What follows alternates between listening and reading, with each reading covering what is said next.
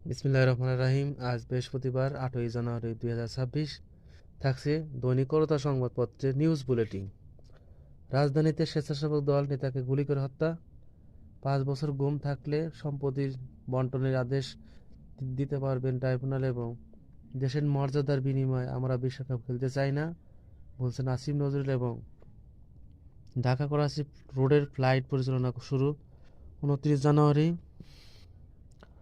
কলকাতায় আটক হাদিকে হত্যা নির্দেশদাতা স্বীকার করছে না পুলিশ।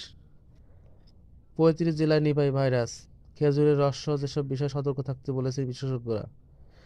এবং তদন্ত কমিটি জরুরি অবতরণ নির্দেশ অমান্য, পাইলটের বিমানের ভেতরেই মারা গেলেন যাত্রী। ৪৪ জেলায় বইছে শৈত্যপ্রবাহ এবং নওগাঁ বাদলগাছিতে শেষে সর্বনিম্ন তাপমাত্রা ৬.৭ এবং তাপমাত্রার রেকর্ড ৫০ বছর সবচেয়ে তীব্র শীত সাতক্ষীরায়। এবং এনসিপিকে ১০ আসন দেওয়া কাল্পনিক দাবি, কাল্পনিক একটা তাহের। ডাক্তার শফিকুর রহমানের সঙ্গে ইউএর প্রতিনিধি দলের সাক্ষাৎ।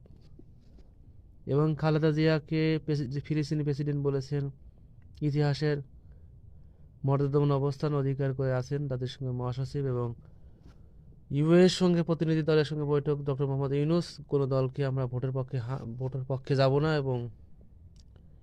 এবং গাছে পেরেক ঢুকলেই ২০,০০০ টাকা জরিমানা আদেশ জারি।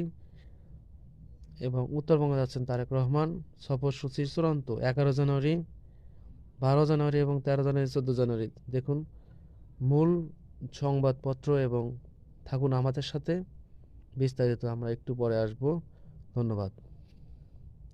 উত্তরবঙ্গে যাচ্ছেন তারেক রহমান, সফরসূচি চূড়ান্ত।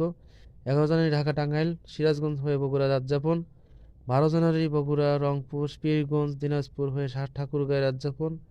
১৩ জানুয়ারি ঠাকুরগাঁ, পঞ্চগড়, নীলফামারী, লালমনিরহাট হয়ে রংপুরে রাতযাপন এবং ১৪ জানুয়ারি রংপুর, বগুড়া, গাবতলী হয়ে ঢাকায় প্রত্যাবর্তন। এ ছিল উল্লেখযোগ্য সংবাদ শিরোনাম। ধন্যবাদ।